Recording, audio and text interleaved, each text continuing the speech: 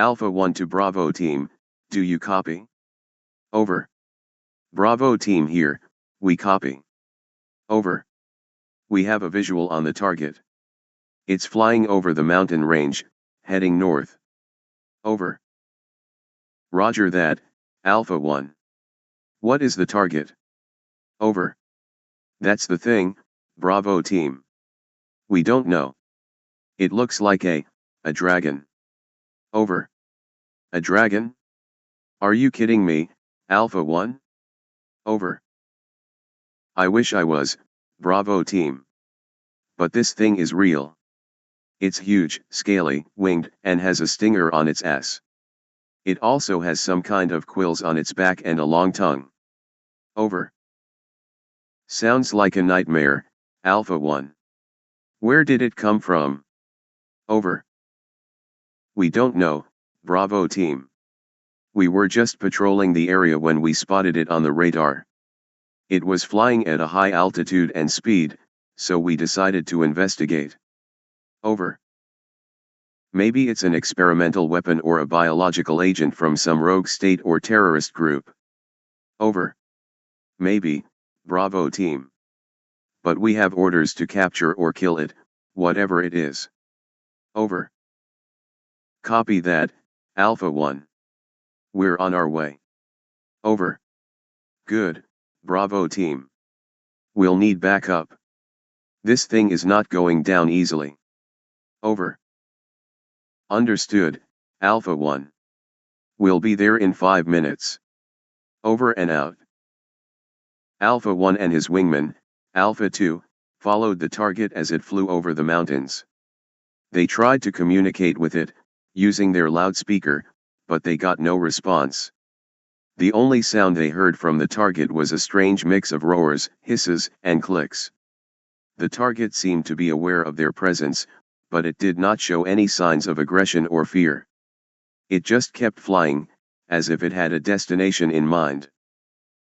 Alpha 1 wondered what the target was, and what it wanted. He had never seen anything like it before, and he had seen a lot of things in his career as a fighter pilot. He had fought in wars, battled terrorists, and faced natural disasters. He had seen the best and the worst of humanity, and the wonders and horrors of nature.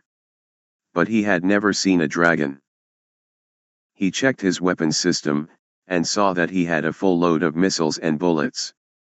He was ready to engage the target, if necessary. But he also felt a pang of curiosity and admiration for the creature. It was beautiful, in a way. Majestic, powerful, and mysterious. He wondered if it had a name, a history, a purpose. He wondered if it had a family, a mate, or a child. He shook his head, and reminded himself of his mission. He was not here to make friends with the target. He was here to capture or kill it. He was a soldier, and he had a duty to his country and his comrades. He had to follow his orders, no matter what. He looked at his radar, and saw that Bravo team was approaching. He contacted them, and gave them an update. Bravo team, this is Alpha 1. We're still on the target's tail. It's flying over the lake now. Over. Roger that, Alpha 1. We see you and the target. We're closing in. Over. Good, Bravo team. Let's surround it and force it to land. Over. Copy that, Alpha 1. We're ready. Over. The 3 jets of Bravo team joined the 2 jets of Alpha 1, and formed a circle around the target. They flew lower and closer, trying to intimidate and pressure the target. They hoped that the target would surrender peacefully, or at least land somewhere where they could capture it safely. They did not want to shoot it down, if they could avoid it. They did not know what kind of damage it could cause, or what kind of secrets it could reveal. The target, however, did not seem to cooperate. It did not slow down, or change course, or show any signs of distress. It just kept flying, as if it did not care about the jets around it. It seemed to be confident, or defiant, or maybe just oblivious. Alpha 1 decided to take a more aggressive approach. He contacted his team, and gave them a new order. Bravo team, this is Alpha 1. The target is not responding to our attempts to communicate or coerce. We have to escalate. Over. What do you mean, Alpha 1? Over. I mean, we have to fire a warning shot. Over. A warning shot. Are you sure, Alpha 1? Over. Yes, I'm sure, Bravo team. It's the only way to get its attention. Over. All right, Alpha 1. We trust you. Over. Good, Bravo team. I'll fire the first shot. You follow my lead. Over. Copy that, Alpha 1. Over and out. Alpha 1 locked his missile on the target, and pressed the trigger. He watched as the missile flew towards the target, leaving a trail of smoke behind it. He hoped that the target would see the missile, and realize that they meant business. He hoped that the target would stop, or turn, or do something to avoid the missile.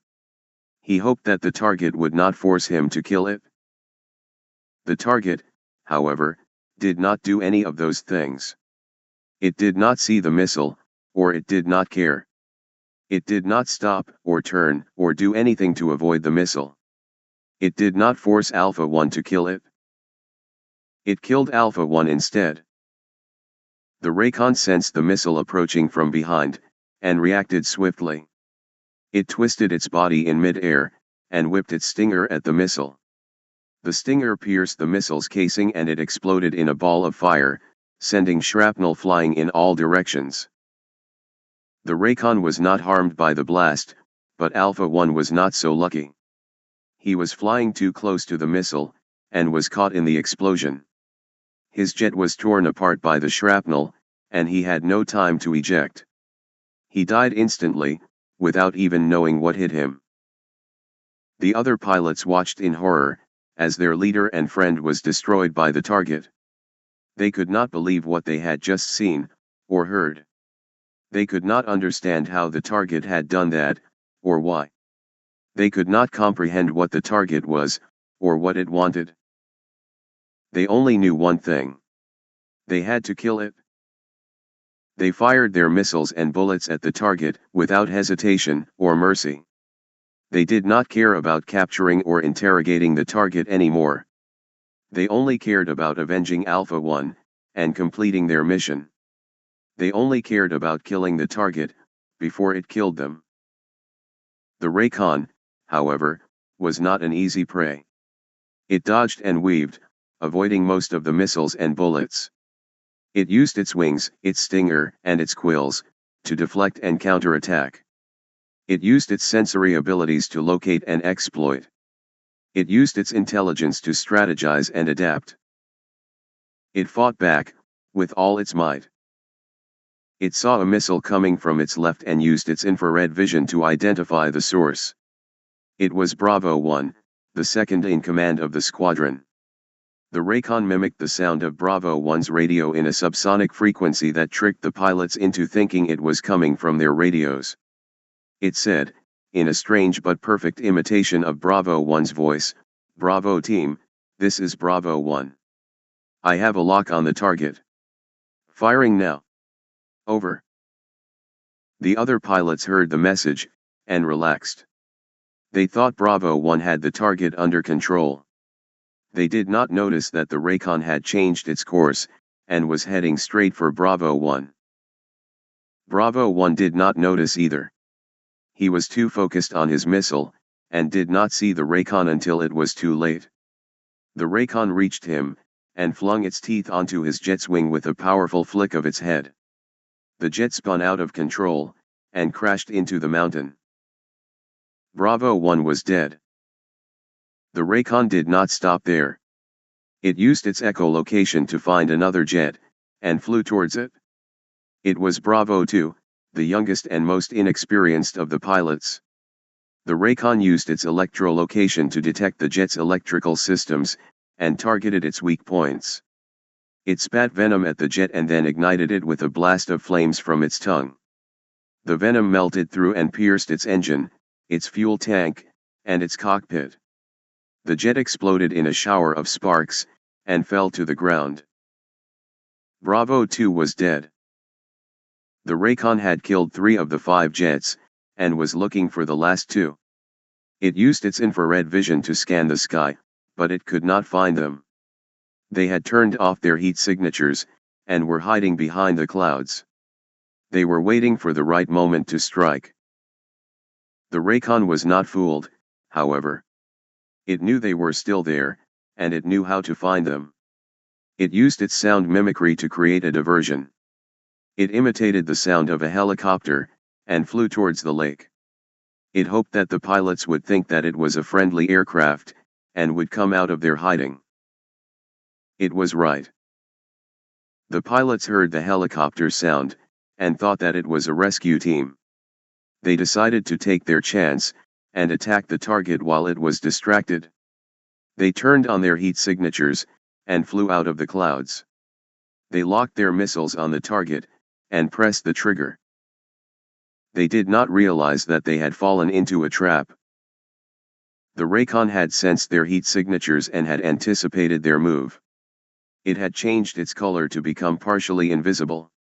It had not flown towards the lake but had flown towards the pilots. It had closed the distance between them and was ready to launch a head-on attack. The pilots didn't even see the target even though it was coming at them with incredible speed. The Raycon reached them and tore their jets apart with its claws and teeth. The jets exploded in mid-air, and the pilots were killed instantly. The Raycon had won. It had killed all 5 jets, and had survived the battle. It had proven its strength, its cunning, and its dominance. It had shown that it was not a mere creature, but an inferior organism. It roared in triumph and flew away.